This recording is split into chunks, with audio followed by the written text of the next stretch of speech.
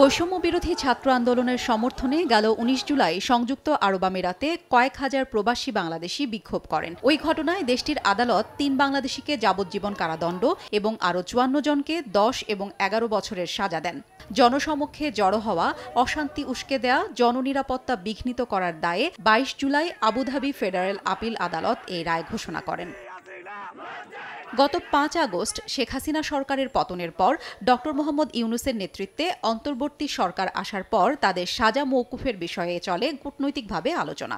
গ্রেফতার হওয়া এসব প্রবাসীকে আইনি সহায়তা দিতে বাংলাদেশের পররাষ্ট্র মন্ত্রণালয় থেকে আমিরাতে যোগাযোগ করা হয়। এর ধারাবাহিকতায় সুখবর মেলে সংযুক্ত আরব আমিরাতের পক্ষ থেকে। দেশটির প্রেসিডেন্ট শেখ মোহাম্মদ বিন জায়েদ আল নাহিয়ান আটক ৫৭ বাংলাদেশির সাজা মওকুফ করে নিজ দেশে পাঠানোর নির্দেশ দিয়েছেন। দেশটির অ্যাটর্নি জেনারেল ৫৭ বাংলাদেশিকে দেশে পাঠানোর প্রক্রিয়া শুরু করতে নির্দেশনা জারি করেছেন।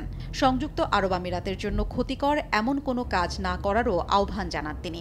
প্রবাসীরা যেন দেশটির আইন মেনে চলে সে বিষয়ে দেশটির বাংলাদেশি মিশনের পক্ষ থেকেও আহ্বান জানানো হয়। আরও বলা হয়, আইন না মানলে ভিসা বাতিল, কারাদণ্ড কিংবা ভিসা দেয়াই বন্ধ করে দিতে পারে সংযুক্ত আরব আমিরাত।